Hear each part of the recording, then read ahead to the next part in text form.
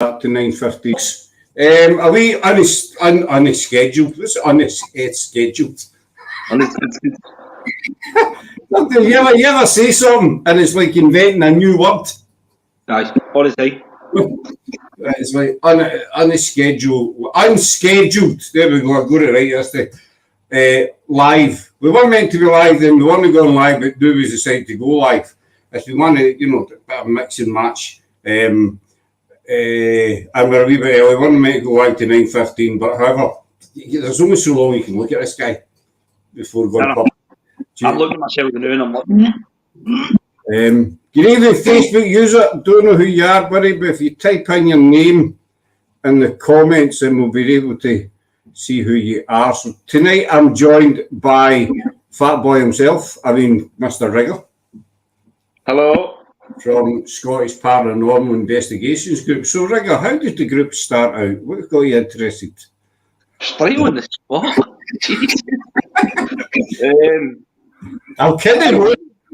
Is that a question? Is that a legit question you want me to answer this here? No, I'm kidding on. Alright, I was about to dig deep there. Well, try to remember back 40 years. No, wait, I'm just off a podcast with Lowe's Sten. Hi, Sten, buddy. I found my other pen, by the way. I was sitting on it. There you go. Drama over. Is that how you're making weird noises? Aye, that's how I was smiling. You put me off what I was going to say. By the way, we don't have a topic tonight. It's just one of these shows where you just go on, say hello, and talk crap for about 60 minutes. It's a kind of letting off steam sort of thing. We do shows where we do have topics, but tonight we don't have a topic. Hi, Facebook user. If you type in your name, we'll be able to see who you are, my friend. What was I saying? We just know for sure the lovely Lois Hagel for Simply Spooky Network, and Nick Newley and Bry, and he's going to kill me. I forgot Ian. Sorry, Ian. And it was actually quite interesting. We were talking about bullying and the paranormal. Well, hello again, you wonderful gent. Laura is one of ours. She was over watching the show. So it's a kind of double dunt tonight. So we're talking about bullying and the paranormal, which is something that it's a major problem, and it seems to be growing instead of shrinking. Unlike myself, I seem to be shrinking. Weird, it shows my name on here. Cool. Hey, Alex, buddy. That's Alec Dorn from Ghost Hunter Scotland. Oh, yeah. It seems to be getting bigger, the bullying problem, rather than getting weird. And it is quite pathetic, the way that you get some trolls or, sometimes other groups, other teams, they have an issue with, the team or a certain individual. I need to stay off these cigars, I'm telling you.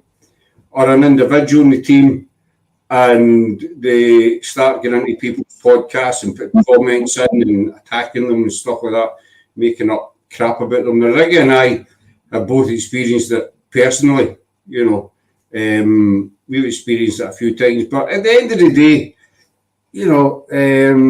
there's Kate's in. Hi, Kate Doll.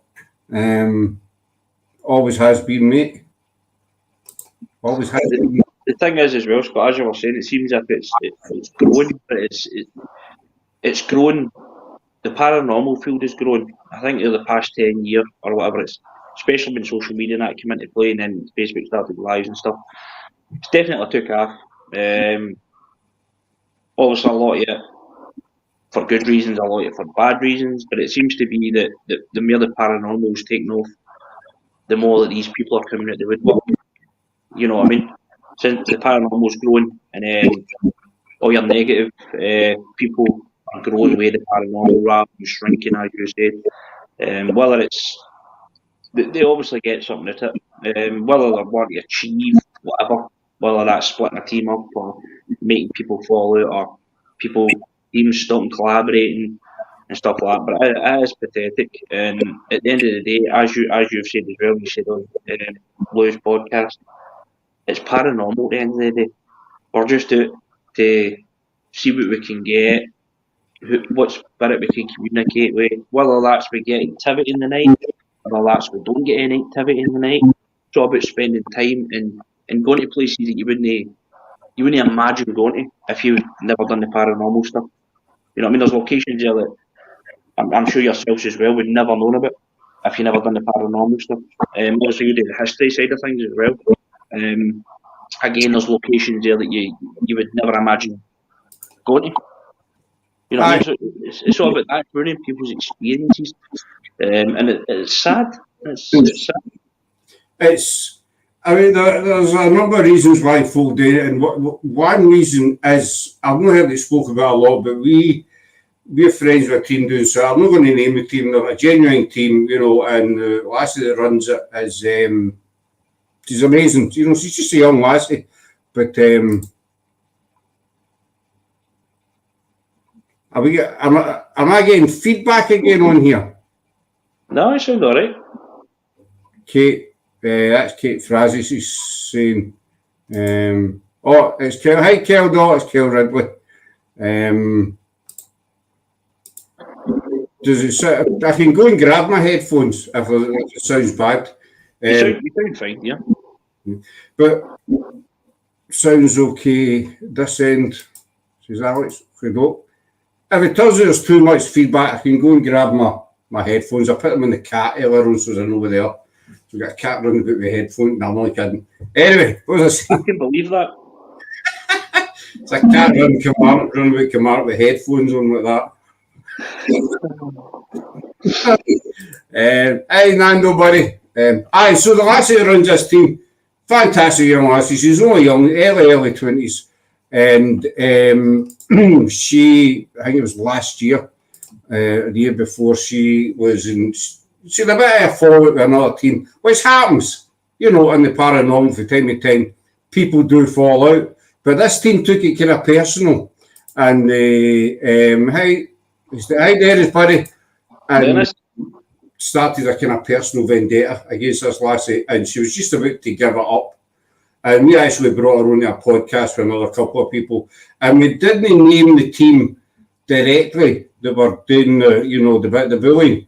But they were a smaller team. They'd only just started out, this lassie's team. And sometimes you'll find that it's bigger teams, you know, and you'll see smaller teams coming into the paranormal and, you know, they're doing quite well. They're investigating, doing their thing. And these bigger teams get jealous. So I think because they're the bigger team, they can just kind of bully the weird team right out the picture, which is total bollocks. You know what I mean? As I said, a certain team has a huge issue. I should read that twice. Blocked me on every social platform. There's nothing I've done to them, but they seem to have a grievance with me. I'm obviously fabulous. But Laura is fabulous. Just agree with her, Rigger. Agree with her. Oh, I agree with you, Laura. I agree with you. I know the teams she's talking about. For some reason, Laura's blocked to this team, but none of us are. Now, if this team see this podcast, we'll probably end up blocked, but who cares? But for some reason, she's blocked. She's never done anything to this team. Not a thing. You know, never said a bad word against them or nothing. But they blocked her. You know, no, whether maybe it's because she's part of us, they've got an issue with us. If they've got an issue with us, then come and see me. I've said this to other people that have tried to give us crap. You know, if you're going to message me and give me crap, come on a podcast with me. And we'll get on a podcast, on a live, and get it out. Don't sit behind a keyboard and do it. Do a podcast. And I'll gladly do a podcast with anybody. You know, but for some reason they've got an issue. But these bigger teams seem to think they can bully weird teams out of the paranormal. Because these wee teams, you know, new teams, they don't have the experience. And it's sad really because sometimes it works. Sometimes these small teams give up. But thankfully this young lassie, you know, after we had a chat and all that, she didn't give up and they were back out, they're out every week practically, and they're doing absolutely fantastic. You know, I mean, that's one reason. The other reason is jealousy. You might get one team that sees you doing well or sees you doing something that they've no thought of, or they've tried and it's no worked. So they take the humph. You know, they got to blow up their undercarriage, and they decide to, you know, well, let's just cause some grief. You know, See with the experience, this really annoys me. You get with people and that, and it's like they've got 30 years experience, right? That really annoys me, because if Spirit wants to communicate with you, well, the Spirit's not going to go, oh, right, you've got 6 months experience, but you've got 6 years experience, so I'm going to communicate with the person that's got 6 years experience. To me, with experience, I'd maybe take on board with experience, maybe equipment-wise. There's maybe teams and people that's got more experience with using equipment than others that are just starting. You know, they understand what the equipment is, how to use it properly. Aye, fine, that's experience. But to be more experienced in the paranormal field, it's not a thing. It isn't a thing. You get these people that say, I'm a better investigator than you. Bollocks. There's no such thing as a... You know, this is just my opinion. I might get shot down for this, but if anybody that knows me knows I just say it as it is, basically, same as yourself, Rigger, and Lowson, we just say it as it is. Maybe it's because we're Scottish, I don't know. But if anything, you know, if somebody says, I'm a better investigator than you, that's bollocks. It's no, you know, it's doing the Spirit. You can have a guy doing it for 30 years, a wee guy doing it for 2 weeks. Spirit might want to talk to this wee guy because he feels more connected to him than he does with the, you know, the big wig. So, you know, and these teams that say, well, we're the best team in the UK, that's bollocks or not. There's no such thing as the best team. It's the same as 11. You know, if there's 6 people that go into a group of 20, and this group of 20 have known each other for years, but these 6 people are new faces. There's going to be somebody at that 20 that's going to be attracted to one of the people out of the 6, if you know what I mean. You know, and it's just the same. It's like, you're not going to go to a location and go, I've got 20 years experience, so I'm going to get most communication here. You know, I know what I'm doing. I know exactly what questions I'm asking. Fine, but then you could get wee Henry that comes in. It's his first time there, first time experiencing it, first time in the paranormal field, and the Spirit might just take to wee Henry. Aye, it's the same. Maybe Henry's conducting himself the way the Spirit likes. It's all about how you conduct yourself as well. You know what I mean? If you go in with big egos and this and that, and there's probably less chance Spirit's going to communicate with you. But that's, I mean, you can have more experience in the paranormal, fair enough, but it doesn't make you a better investigator. It just, you can give advice. We've done it. You know, I have advice for people. David is one. Your David is one of them. And it can be simple stuff. I used to do with the cat ball. I was trying to get it to stay still or something. And David says, put it in a glass jar. And, you know, and I got a jar, put it in, and it worked. So, give advice to people. Say, why don't you try this way? Like everything in life, you know, take the paranormal out of it, but just life in general. You can see somebody, well, you know, somebody's trying to wallpaper a wall. Say, well, why don't you try doing it that way? See if it works. You know, it doesn't mean you're better. There's people that's experienced it more because maybe they've been in the paranormal field for 18, 20 years, whatever, rather than somebody that's maybe their first time. You know what I mean? But it doesn't make that person any better. As you said, it doesn't make them, I'm better than you.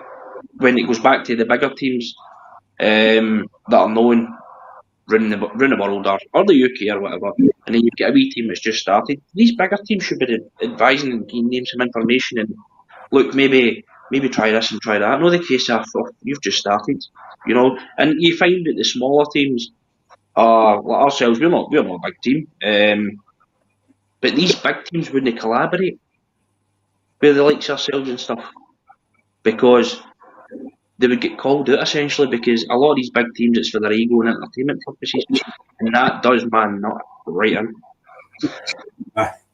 I mean, yeah, I'll come back to what I said, but one of the other things that gets me is you teams that say, well, we're a better team because we've got all this equipment. You know, so we're a better team. All yous have got a couple of cat balls and a K2 meter. We've got £5,000 worth of equipment. That's bollocks as well. So what I say, this isn't a rant, folks. Tonight's lie's not a rant, but it's just That's he's telling you a rant here. It's no. I do apologise. It's no meant to turn into a rant, but there's just that much crap going on at the moment. You know that I would just have to decide to talk about it. So you've got a wee guy who's maybe got 2 cat balls a K2 meter, then he gets his team 5-6 grand's worth of equipment. They say, well, we're a better team because we've got all this stuff. Spirit doesn't care if you've got a £400 camera or a 30 pence ping pong ball. If you get Spirit in the 15th, 16th century, they don't give a toss. What you do? Oh, he's got a fancy camera. I'm going to go and speak to him. Or he's got a ping pong ball. He's bagged. Do you know what I mean? And that's what gets me. Kate's asking, does a cat ball in a jar stop unwanted movement? The idea we come up with the glass over the cat ball. So we shoot up the cat ball, and sometimes the cat ball will flash constant and constant. So what we tended to do originally was move the cat ball while it was flashing, just to the side, to see if the cat ball was faulty. And then we decide what to put a glass over it. So there's been locations that we've done, and the cat ball's been flashing constant, we've put a glass over it, and the cat ball's never flashed at all for our full investigation. There's times that we've done it and the cat ball stopped flashing, and then we've asked the Spirit, look, is it possible that you can go through the glass, put your hand through the glass and light the cat ball up or something like that, and it's happened on demand. So it kind of just takes it away, as well as it's good as well. See, like abandoned locations, you know yourself, you get bugs and spiders and mice and stuff like that. You put a glass over it, very, very unlikely that a mouse or anything like that's going to get in through the glass to the cat ball. So there's no reason why the cat ball should flash. It's a kind of safeguard sort of thing, you know. Every day is a learning day, no matter what profession you are in. It's true. Another word it's the word that everybody despises in the paranormal is I'm an expert, and that really grinds my gears. You know, we're good friends with Mark Egerton. He was made on the night, but he's having camera issue. But the Mark Egerton, he's been in the paranormal for over 40 years. He's a member of the Ghost Club, and he was trained by Peter Underwood. Tell me you know who Peter Underwood was. You've told me before. Peter Underwood is basically the granddaddy of the UK paranormal, but Mark was trained by him, basically. And Mark Egerton says to me, he says, there's no such thing as an expert in the paranormal. And it's just that comment there. I've said to people, I've had people say to me before that they're experts. Say, well, how can you be an expert in a field that nobody knows everything about? Exactly. Changing every day, that people are discovering new things every day. How can you be an expert in it when, you know, nobody really knows what happens? I would never use that phrase. It's, you know, it's a word I hate. But getting back to what you were saying, Rigger, about, you know, the bigger teams will know what with smaller teams. Another reason is because the smaller team will not have a lot of followers. That as well. But there's definitely teams out there that get in contact with bigger teams and manage to get their way in, and then they're maybe getting 10 views a night, but then it shoots up to 20 and then shoots up to 40 because the followers on that team are moving to theirs and this and that, and it kind of goes down that kind of nasty road. But again, it's like we don't get much lives, and whoever is watching a show or whatever, if I'm on the Paranormal Hangover on the Spring page and stuff, I've always said we enjoy going live because it gives viewers an experience. Although I'd always like to have the viewers out on the field so they can see it firsthand. But we don't get much. But the reason why we do it as well, not just for the sake, not just like to go live and stuff like that, as I said, is to give the viewers, the people that follow us, kind of enjoyment and stuff. But we like to do it as well to document our journey, essentially. So the live's always going to be in the page. So we can, like, I can go the way through. You could probably do it yourself, Scott, although you've set up a new page and stuff, but last year or whatever. But you can go way through the very first live and right through, you know what I mean?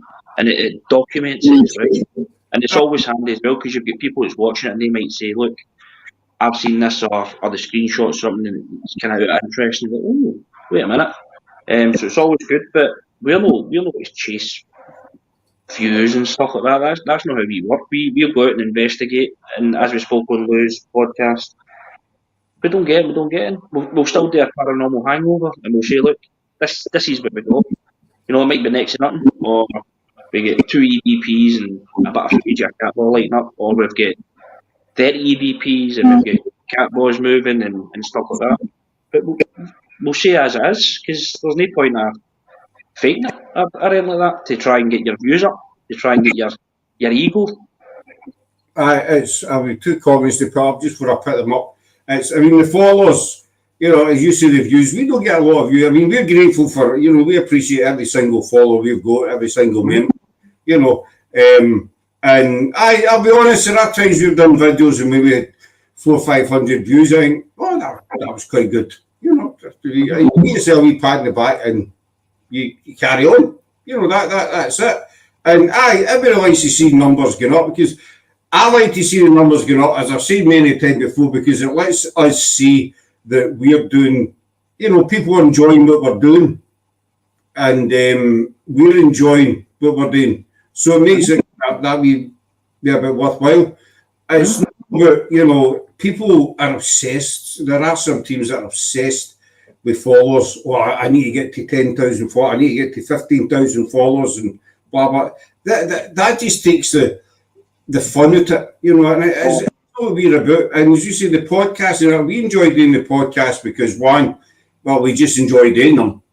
And 2, as you say, it's a kind of document of what we've done over the months and what we.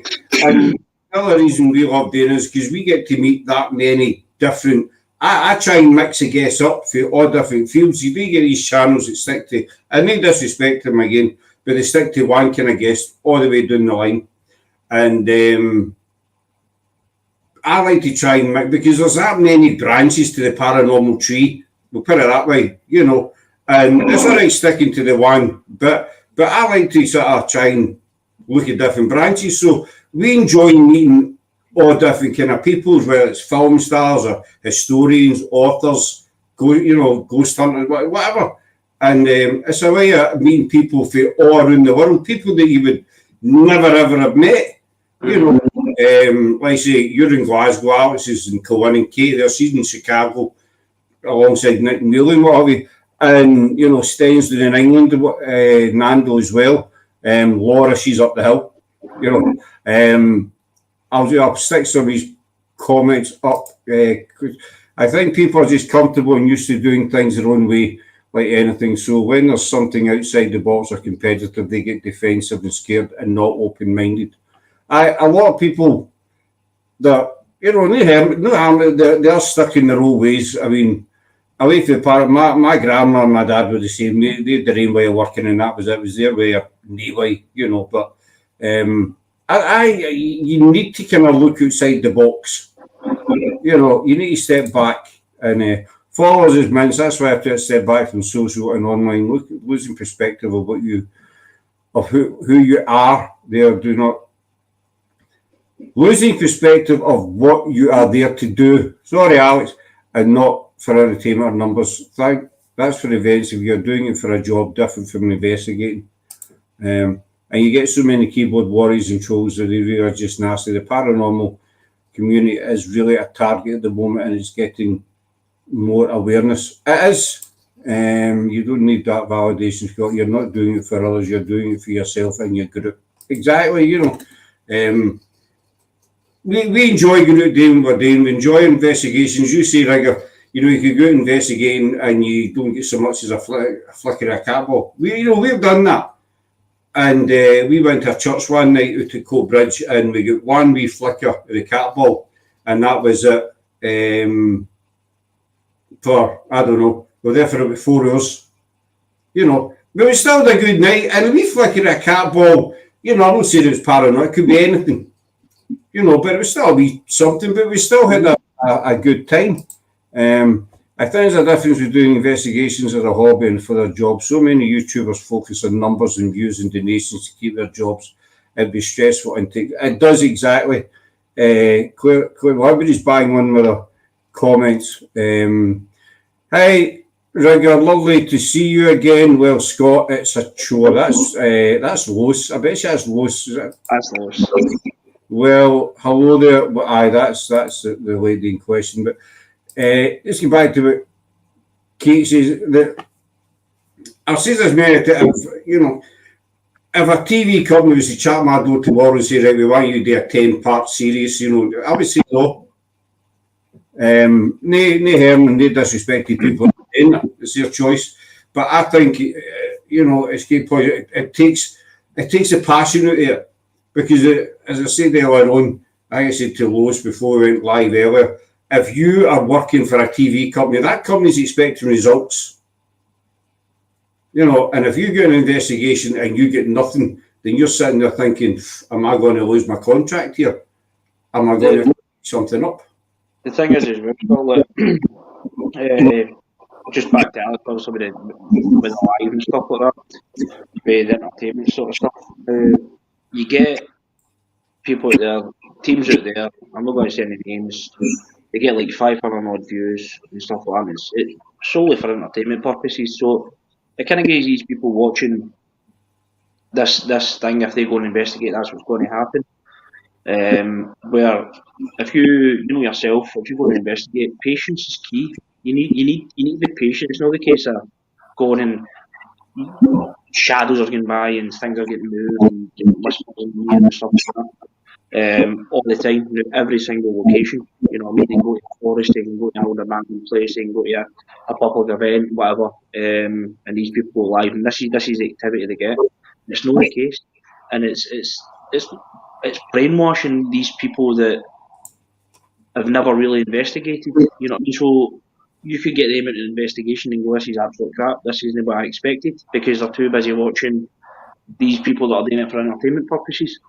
And it's a shame, because I always like to get people out, not just myself, but the team. We're always open to get people out and investigate, to kind of give them that experience. Same as if we do a private location, whether that be somebody's property or business, whatever. We'll always say, look, we'll be expecting Hollywood stuff or anything like that. It's not the case. It's a case of we need to build that confidence with the spirits and stuff like that. It's not to say if we don't go to a location we might get, you know, major paranormal activity. But a lot of people they automatically think, oh, paranormal investigations will go there and they'll be able to get the so important activity, demonic stuff. But it isn't the case, and that's why we don't really get much views, because we're legit. So that's why I see. I think the people who don't get much views is more like legit views, rather than the people that get 1,000 views, 1,000 people watching, and stuff like that. And I remember being at my team as well, and we went to a location, and they wanted to up 6 and leave because they couldn't get a signal to go by. You know, they're trying every angle, everywhere in this location, outside, inside, this room, that room, couldn't get a signal, and they didn't want to investigate it. Now, straight away, they're not interested in the paranormal. They're just interested in views. Aye, that's it. I've got 2 questions for Kate that I'll bring up in a wee second. But no, I know what you mean. They're just wanting the people to watch them. And I've always said that if somebody's coming and if somebody comes out of the paranormal, if they really want to know how it is, you know, I've had people ask me, you know, who's the best people to watch on YouTube? And I always say, watch the smaller teams. Watch the teams with less views, with less subs, with less followers. Watch these people, because these people, you know, are genuine.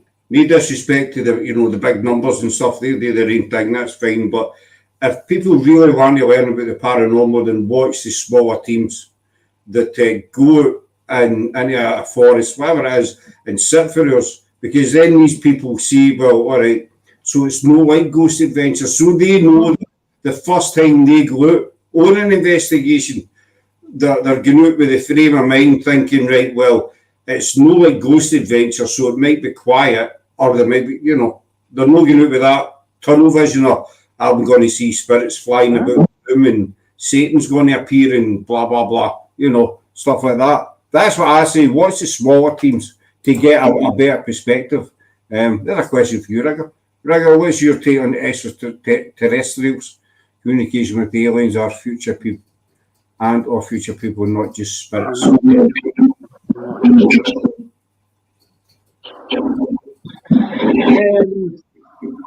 I believe there's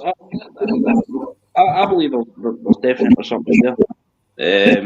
Away from the spirit side of things, I just think that the universe and that's far too big for one lot of people.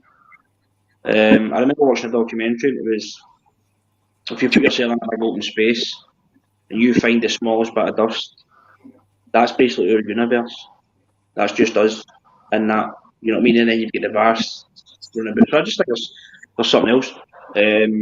Aye, definitely. I think there's something. That's a whole other show. I believe, there is life on other planets. I don't know what it's like. There's definitely going to be. I mean, I know there is channels out there. There's one, I'm not going to name them, but there's one particular channel, and one of the guys says he's a starseed. Aye, I see. All that. So I know you're talking about watching this stuff, and it was absolutely ridiculous. Again, that ruins it for the people who are interested in that. I'm not saying that I'm not interested. I'd love to go to like see Area 51 and stuff. I know you can't get in, but just to go there and stuff like that.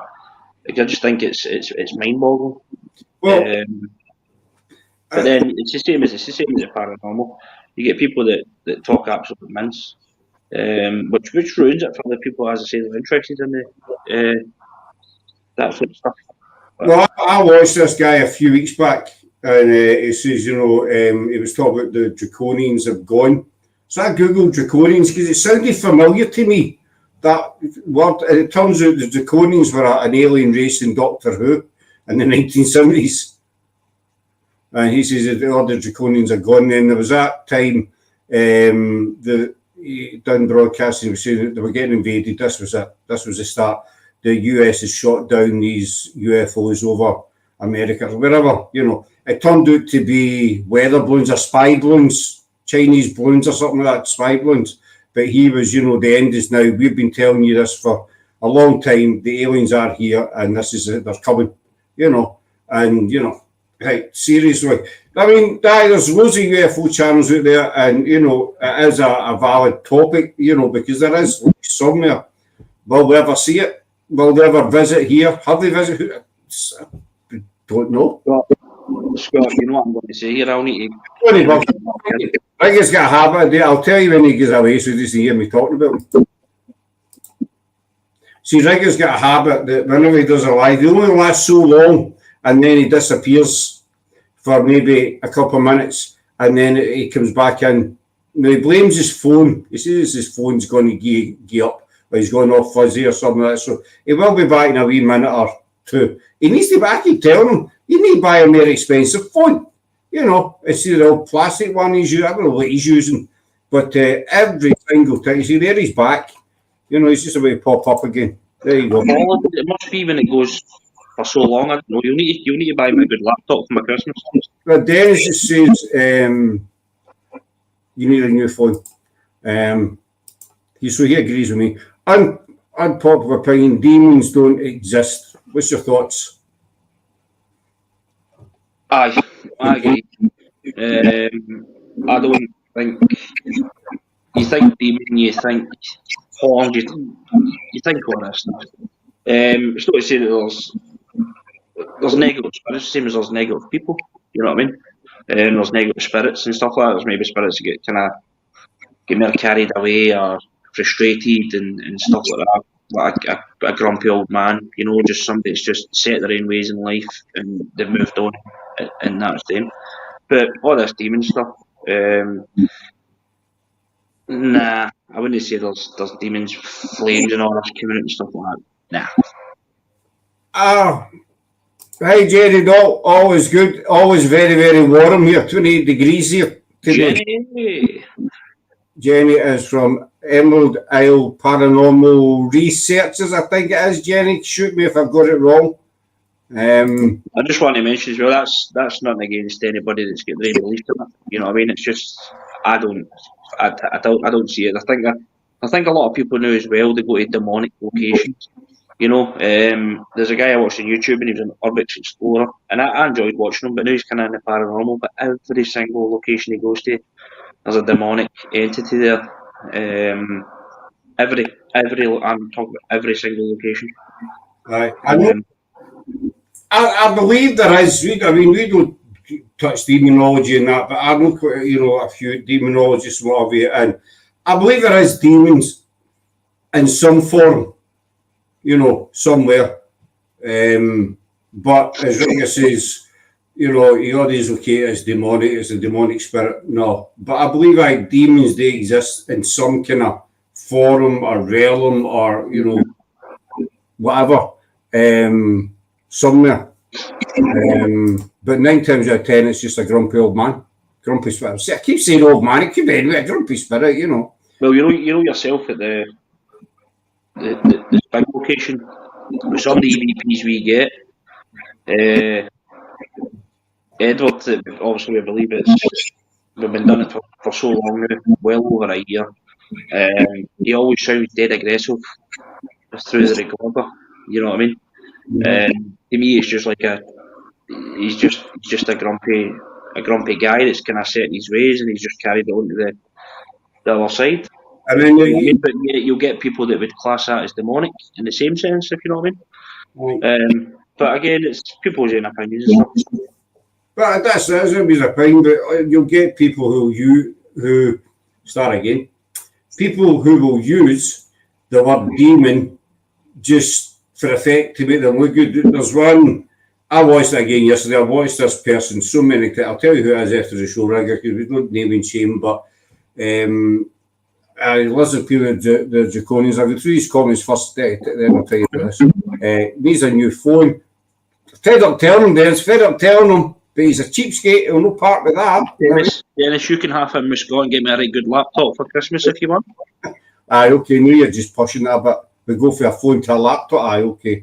There's loads of evidence. I dare say there is. I'm not disputing. I do believe that there is life elsewhere.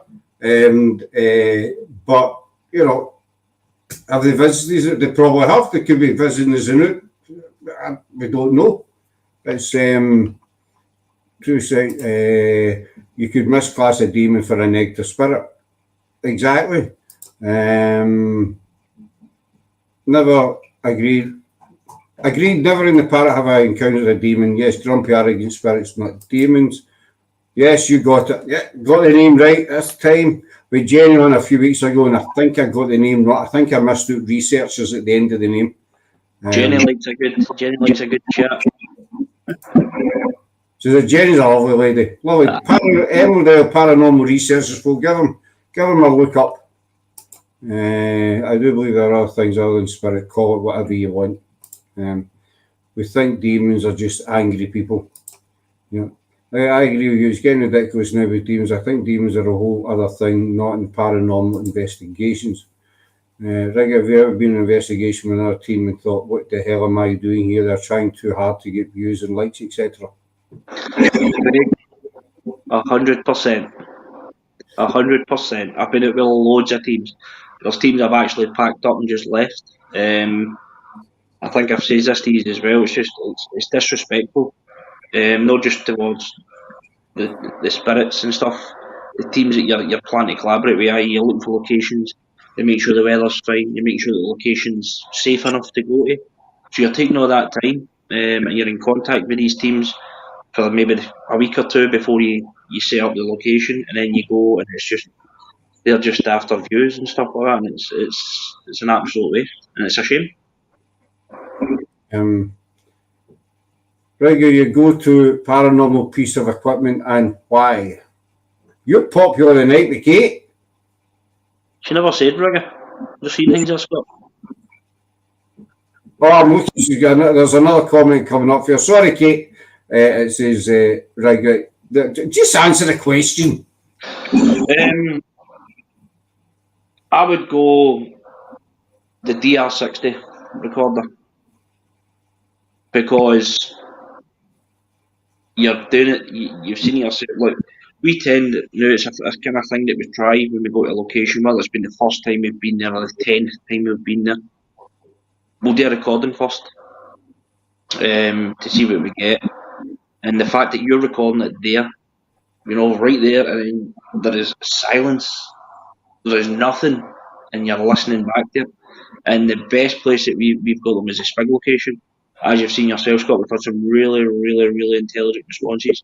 And with the cat balls and stuff like that, I'm not saying it's 100% paranormal. There's maybe a possibility why it's flashing K2s and stuff like that. But when you're hearing it raw, there's times that we do a lot of silent EVPs, but we'll just leave it in silence and we'll maybe leave that room for 10 minutes. We'll get some fresh air or go and get a tea or coffee, whatever, and there's not a noise, and we come back to literally screaming coming through it and stuff like that, and it just blows my mind. So it's definitely DR60. Does David still have his? I know Jen's after David's. It's not for sale. It's not for sale, yeah. Keep upping your bid or whatever the negotiations is. No, definitely that. It's not that also you get good responses with the cat balls and the K2s and stuff, especially if it's on demand. But there's always that wee thing in the back of your head, right? Is it maybe something that's causing the K2 to spike? Is it maybe the vibrations causing the cat ball to flash or a mouse, whatever?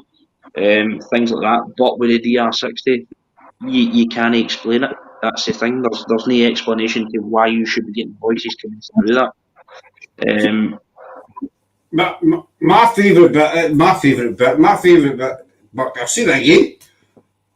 I would say my favourite is K2 meter. Now, I know a lot of people put the K2 meter down, and there's loads of things, the list is like that can interfere with the K2, which is fair enough.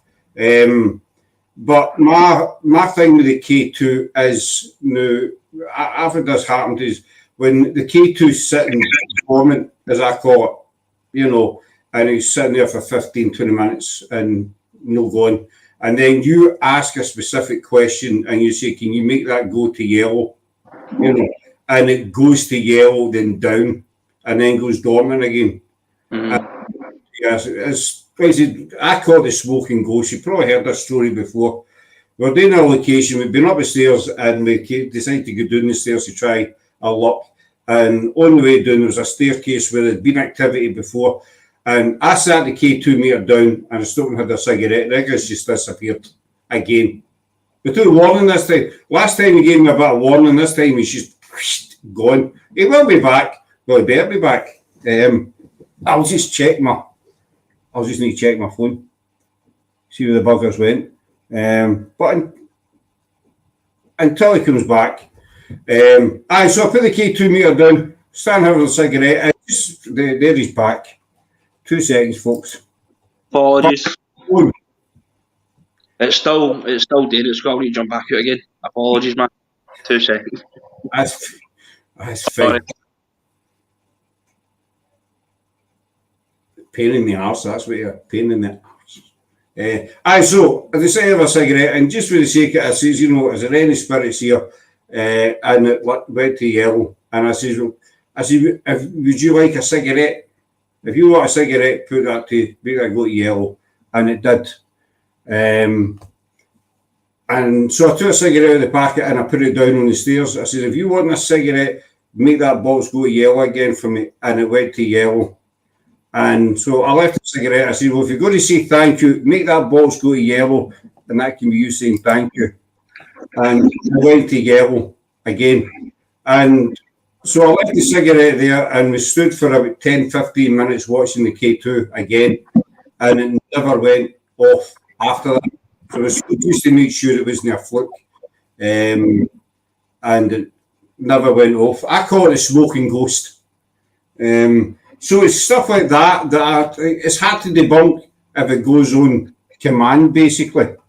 Now, a lot of people might say I'm talking crap, but as I say, it has happened. Dennis is saying, can't beat the recorder. Jen's saying, oh, Jesus. Jesus. Right, sorry, Jen. I've got some amazing stuff on my phone recorder I can't explain. BR6 EVP is a famous made. Is this a famous one made in Japan? Aye. Yep. Coming in. Agreed. BR6 has some great results with that, Alex. Need to set up a gift page for a new laptop. Need to do something because it's every show he does, you know. My TV's going in the blink. I think maybe 65-inch plasma TV. You know, you maybe get one of them. My gift page. It's worth a try, and it's worth asking. All right. But as when you get things that go off in demand, you know, and you get people out there that just rip it. You know, every flicker with a K2 or something, that's a spirit. You know, that's the thing that gets me. When people click that's part of, for example, say they're going to a graveyard at night, right? Say, take Greyfriars, for example. I know a lot of people haven't been to Greyfriars. Greyfriars sits right in the middle of Edinburgh, just underneath the castle practically. But you get people going there and they'll investigate and they'll hear a noise. That was a spirit. Did you hear that? Paranormal. It could be somebody walking by, you know, or a bird or a rabbit or anything, a branch coming out of a tree. You know? That was definitely paranormal. I heard that. And they go away hunting for it and they find it was a branch, you know, and they make the most outlandish claims. I think you've had that as well, Rigger. All the time. Not so much now, but will that be if it's people that are get quite a big reputation of the paranormal and stuff and they start all of that. But then if you've got somebody that's maybe the first time, you kinda you would expect that, as we'll say, because obviously it's their first time out in the field and they're kind of going to be on edge and stuff like that. But if it's people or teams that's been doing it for years, maybe get a big name about them and stuff like that, and they start all that, there's no reason why they should, because you should always try and debunk your stuff. That's why we come up with the glass experiment, and we started moving the balls. There was a time we were at a location where we've done a private location, and we've done it for a good few times, and we always set the equipment up the exact same.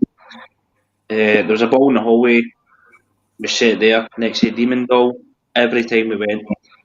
One night we done it, and you seen the ball roll across the hallway. So although it's never done it before, myself and Dave were straight up trying to debunk it. Right, is it maybe the way it was sitting? We'll set it back, this and that. Nothing happened. And you know yourself with Liz. Liz is the first person to jump the bandwagon and go, right, we'll try and debunk this. And that's what you want. You don't want to go, the ball's flashing, it's paranormal, or the K2 spiked, it's paranormal, or the K2's out on a windy day and the wind's blowing and it's fell over, it's paranormal. You try and debunk this sort of stuff, and that's what makes it more interesting. You do need to try and debunk, but unfortunately, there's a few people who don't try and debunk, but you do need to try and debunk stuff. It's when you get, it happened to Craig and me at Loudon. You know, Loudon's outside, and so you do, but it's in the middle of nowhere, but you do get certain sounds and noises. But one particular night we were on a live actually, but unfortunately, the microphone didn't pick this noise up. It was like a metal clang. I told you this one, Rigger. There was a one metal clang.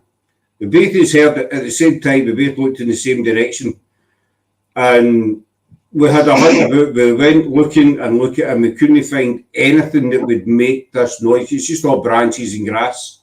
There was nothing metallic there whatsoever. And it was too close as to be outside the kirkyard.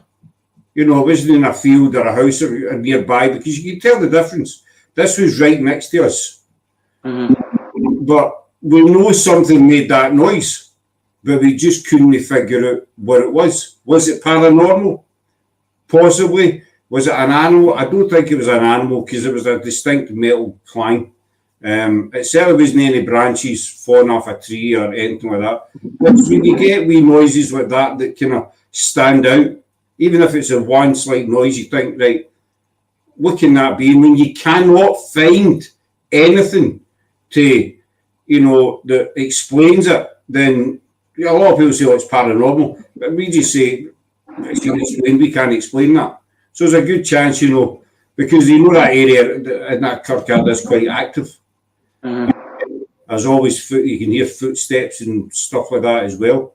Because Riggers investigated with us before, and the two of us have done it. You're that side.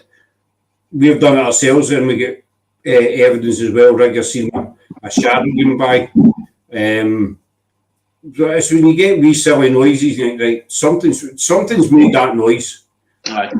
Let's go and find out what it was. I mean, you can't find out what it was. You think, right, hands up. I don't have any explanation for it. But as you say, we new people, they'll go investigating, and they've maybe never done it before. No harm in them. No, I've been there, we've all done it. But everybody said a first investigation. It's like your first driving lesson. We've all done it, and we've all made mistakes, blah, blah, blah.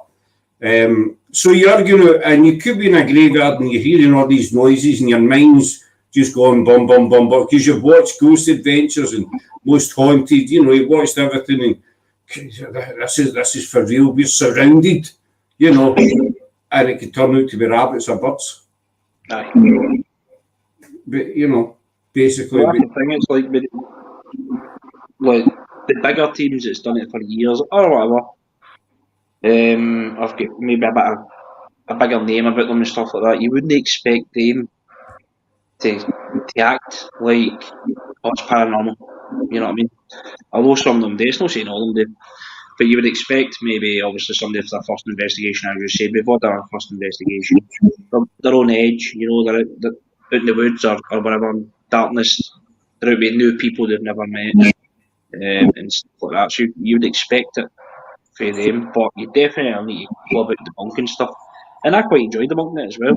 And there's times on the Paranormal Hangover where I'll throw footage up and then I'll throw the footage up as debunking it.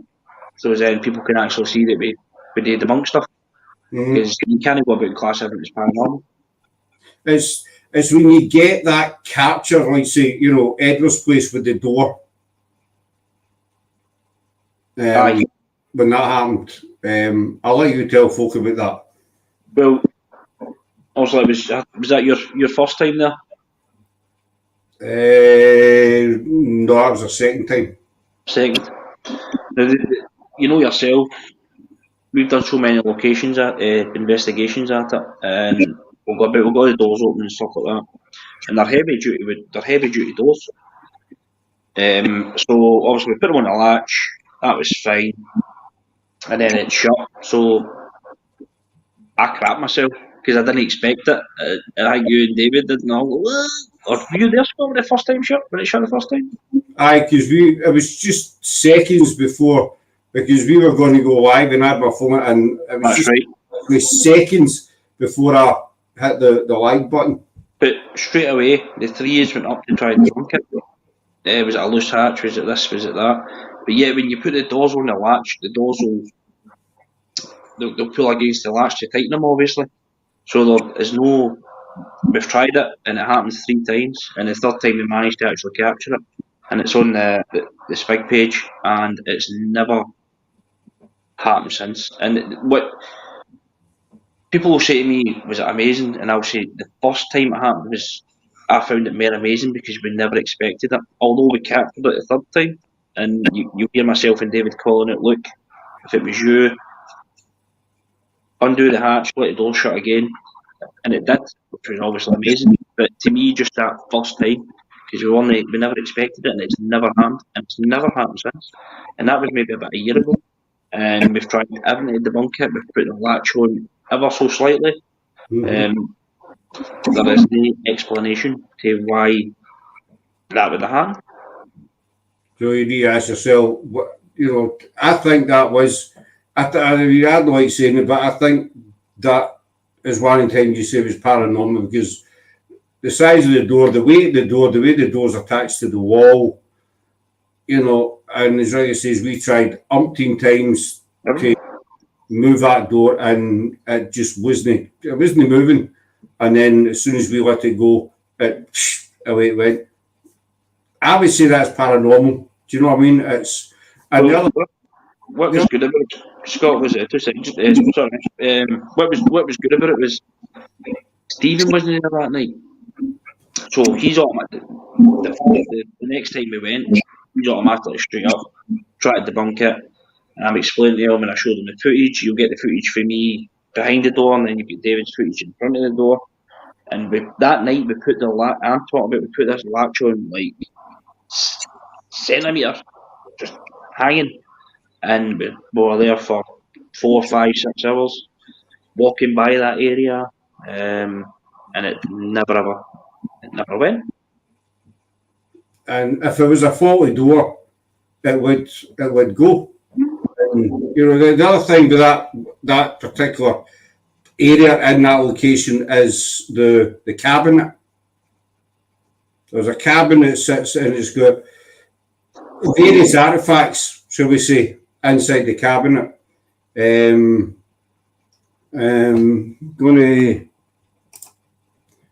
to love you and love you guys. See you tomorrow. There's various things in this cabinet dating way back, and as soon as you put the K2 next to it, it just spikes like mad. There's no wiring. Dave's very, very familiar with this, but he knows the building inside out, shall we say. And there's no wiring behind the cabinet, underneath, above, nothing. There's nothing that would make this meter go, and it's just in this one area that this K2 always goes, and we can't explain it. It's like the big hall area that we did with the K2 right in the middle. It was going off. But as soon as you lifted it up, it went it stopped and you put it down. The K2 just goes. Now, is it a pocket of electromagnetic energy is trapped there, or I mean, I'm the sciencey stuff, When we went, I think it was a full week, couple of weeks after the use had been. I would out my way to actually go and set it up the exact same way you did, sure. And I think I recorded it and I was showing you that it never went. The other thing, you remember this, which I can't explain, was when we were going to go into the bigger room where the incident with the K2, and we heard what sounded. It was a child. Aye. Was it, "Hello, I'm here"? It was a child. It was a child. Everybody that was there heard it at the exact same time. And it's when you get and again going back to the better teams and that scenario, because we capture these bits and pieces, which are fantastic. Spirit allows us to see this or to hear it. Doesn't make us better investigators. Doesn't make us better teams, or doesn't mean say that we're great and challenging the loads crap. It means that Spirit's been gracious enough, whatever you want to call it, nice enough to allow us to hear it, or to see, we're here, but this is all you're getting. Huh? I think it's always important to introduce yourself as well, and let the spirits understand why you're there and stuff like that. I always think that kind of helps with information. I'd like a shot. That's a thing we like today. We'll ask questions and we might get the DR60 and then we'll try through the necro, and sometimes it might be up. Like the Spirit's Eye, we've had it coming through the DR60, we've had it coming through the necro, and stuff like that. And it could just be how you conduct yourself or how you introduce yourself. If you go in all guns blazing or whatever, disrespectful and this and that, then probably less chance you're going to get any communication. Yeah, that's the next thing I was going to get. Alex is saying I'd like a shot at looking at that if you're up for it. Aye, no, Alex, definitely. It's on the, I don't know if you're on a page called Paranormal Investigation Group. If no, I can also message your link. You can go and have a scroll through, and you'll see it. Because I don't think I can share it directly to your messenger.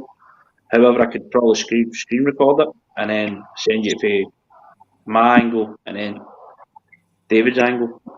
But can't explain it. Like, it's never happened since.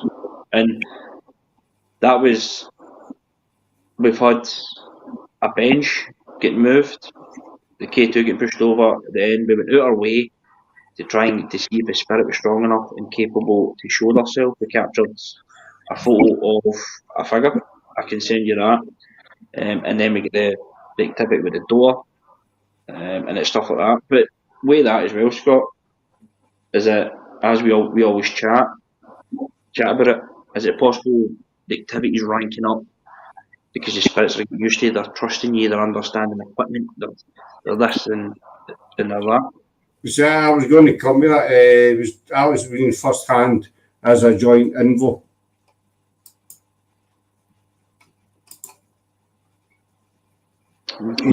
He's wanting to come along to that place. Leave it with me. Leave it with me, Alex. I'll have a chat with the team. It's a location that we tend to keep very, very quiet as well. For reasons I don't want to really get into, but leave it with me, and I'll have a chat with the team. But if it's all good with the team, to come along. It's just as you were saying, I think, and you know, again, this is my opinion. I think it's a case of building up that trust with spirit. You take Loudon Cup, for instance. You know, we've been going there for near 2 years or something, and it's only in the last 6-7 months that we've really had results. We've really sort of found out who individuals are, what they've done, etc. I think it's getting to that level. I mean, a lot of people say, "Oh, you can't keep going back to the same location." That's their view. You know, we have done the odd location once and never went back, as everybody does. But I think if you get a location and you're getting results, then keep at it, because spirit remembers you. Spirit, you know, they get to know you. And I think, don't worry about it, it's just a thought. The Loudon Cup and that your location rigger, it's a case of you get to a certain point that spirit then trusts you and says, right, well, we're going to start giving you more because we know who you are. Mm-hmm. We know all cowboys are idiots and you're always respectful to us. So, you know, we're going to be respectful to you, basically. But then the other side of the coin is with Loudon, you get teams that go in and they're just having a carry on. And they're not getting any evidence and they're reading names off it. They're standing next to headstones, you know, which we've both seen. And they'll say, oh, you know, they'll have the headphones on with no blindfold. If you're right, well, Thomas, you know, Covenanters. And the headstone right beside them says Thomas, who was a Covenanter. And it throws a wee bit of doubt on whether they're, I'm not saying they're faking it, I'm not saying that, I'm just saying it throws a wee bit of doubt on whether they're genuine or not, or whether they're reading off that headstone. Do you know what I mean? Mm-hmm. No, I get it. Like, so, is it possible that if I can investigate the location, Loudon Cup, say, and the spirits are quite welcoming and they're coming through and communicating with you and stuff, and you leave, you know what I mean? Is it possible that they kind of start missing you if you're building that trust? And then you've got a team coming in that's there for the same idea, the same reason, And then the Spirits, oh, there's new people here, and they're looking forward to it. And then that team just disrespects, you know what I mean? They're having a laugh and stuff. I know that might sound crazy, but again, we don't understand it. You know what I mean? It's possible. I think we Loudon Kirk. I mean, my hearing's crap. You know, my hearing's crap. And the team says some EVPs have heard of Scots here. The Scots back. Mm-hmm. And so does that mean that Spirits are all right? I don't see I'm any megastar or anything like that. That's what I'm saying. This is what the team's told me. Of Scots here. So is that, they remember you as a person? Is it, Scots back? We'll go and sell. Or was there that effect? Whereas you get newcomers come in and don't know them. Who are they? And they're just totally disrespectful. But I believe Spirit does remember. But then that can affect. See, we get people that go to locations like Taylor and Kirk again, and you're slowly building that trust that we believe we're building, and we're starting to kind of gather some information and working on it. And then you've got a team that goes in or whatever and disrespects it. Then you go back again. Are they going to go right? Well, because they don't know if that team's anything to do with you. You know what I mean? They might go, right, well, we're not going to communicate anymore because we've had people here that's disrespected us and stuff like that, and then it affects your communication. Although you're going there because you're trying to get that information, but because these other teams are going and kind of disturbing the Spirits in the wrong manner, then it could affect the likes of yourself or they're working on it. Aye, and that's annoying when you build up that trust that you build up, whatever you want to call it, and other teams come in and wreck it. But and just what is they remember? Some people might disagree, but take for it when just before Christmas we went around and left the 2 toys, and then we went back after it. We done it as a live, and I says, "Can you tell us the gifts we left for the kids?" And it came through, and we recorded, and it was David. He was one of the guys we sent away, and it came back train, toy, and doll. Mm-hmm. And we left a wee kind of angel doll thing, and a wee wooden train engine, and we got train, doll, and toy. And see what makes that more interesting is David wasn't there that night, so he wouldn't have known that train and doll or whatever was left. Mm. You know what I mean? The way this remember people, definitely, because with the Spig location, a good few times we've had coming through the DR60, David, Rigger, Getch, FUCK, Rigger, yeah, Fat, Ba, so they definitely remember.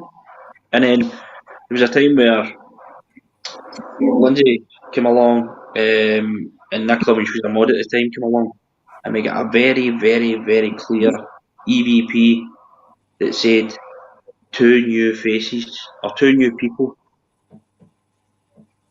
and that was their first time at the location.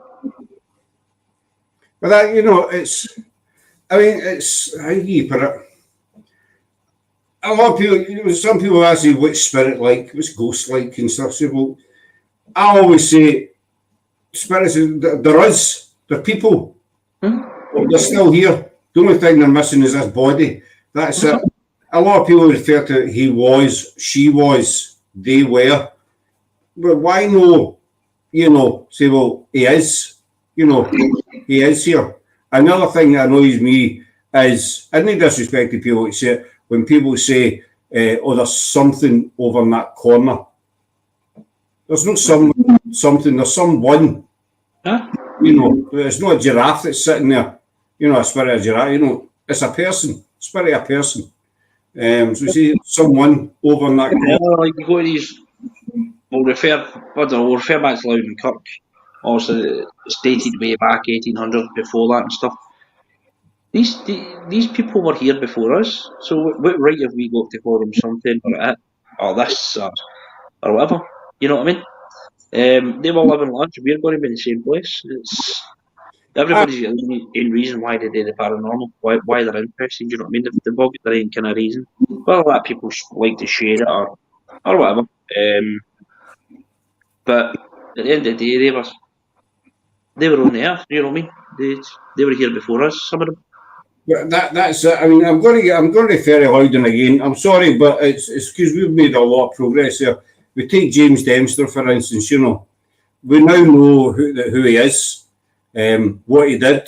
You know, when he was alive. You know, where he lived, who his wife was, who his kids were, what happened to his kids. You know, when they passed away. Or you know, it's all wee pieces of a puzzle that. It took his best part of 2 years to do it, but there's no time limit on it. You know, it's doing spirit whatever they decide to give you and when. And so we've managed to, you know, build up that small bit, and I know we've got a lot more to come. It could take us another 2 or 3 years, but you know, we'll keep at it. We're there the more actually. We'll keep going at it because these people, as you see, Rigger, they lived, they had families, they worked, you know. They accomplished things, and they deserve to be remembered. Mm-hmm. And one of our sayings is bring the past to present. And, you know, we can bring these people to the present and say, well, this guy, he was a farmer, and he owned all this land, and he was very successful, you know, and add on. And, you know, you're teaching people about what's happened in the past. Huh? You know, and it's all through spirit. Could be beautiful locations where there was a zoo. It was a judge when only documented. No one's like, do you just never know? You don't know. I was just using a giraffe. A giraffe was the first thing popped into my head. I don't know why. They kept the animals from the fair there. I know it's an unusual thing to pop into your head, a giraffe, but I don't know. But it's just when they say there's. You know, and there's no something. There's a person, and you know, we don't know if it's a man or a gentleman or a lady yet. But you know, and then you get these people that it's just total disrespect, and they'll go in. I watched that one investigation, in particular with the dowsing rods. We don't use them, you know, because to us I don't understand them. It's plain simple. I'm not going to sugarcoat it, but they're still with dowsing rods, and they were saying, "Do you think so and so's an a-hole?" And there was, do you think so-and-so's an a-hole? Do you think so-and-so's a C-U-N-T? And they're laughing when they're doing this. And you think, and they're meant to be, I don't say perfect, they're meant to be serious investigators.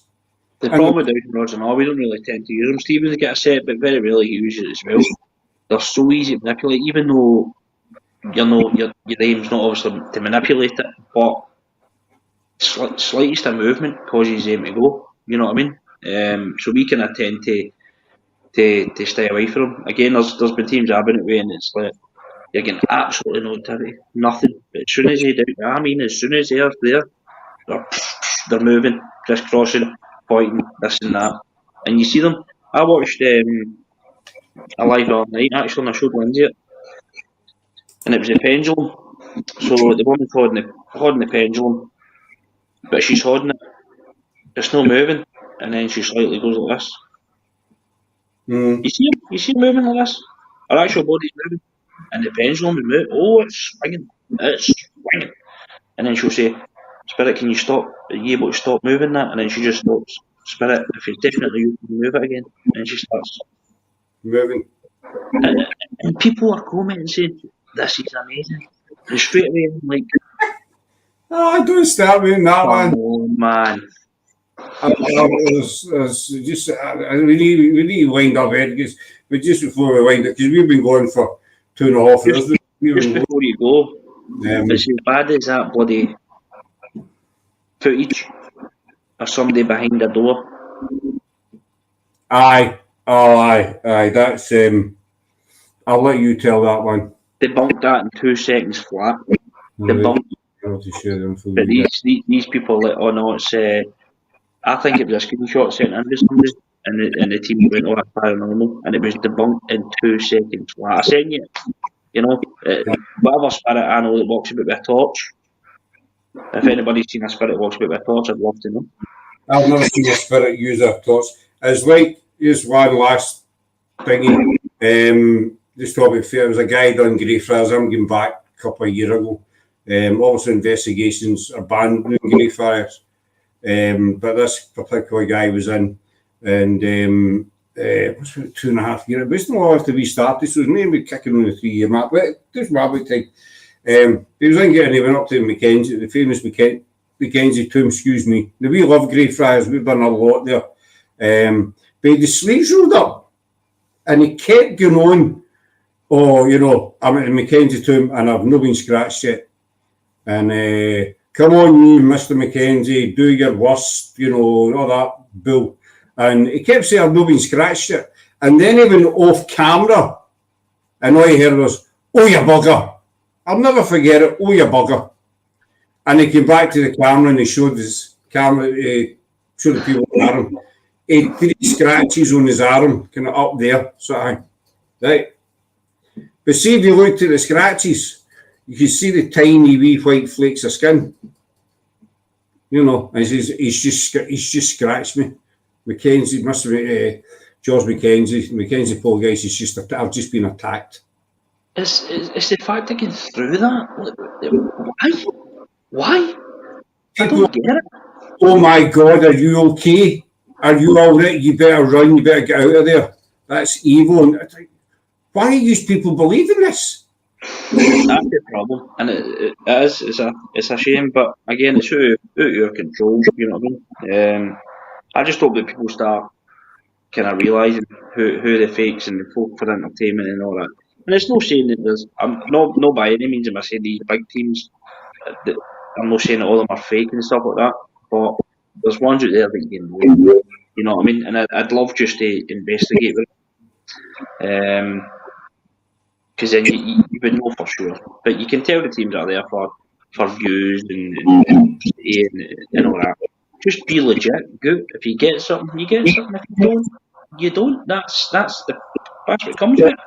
Spirit want to talk to everybody all the time. It's life. You know, that it's simple as that. But we'll wrap it up there, buddy, because we've been going for about 2.5 hours on two channels. It's really 2.5 hours, something like that. So what's up next for Spig?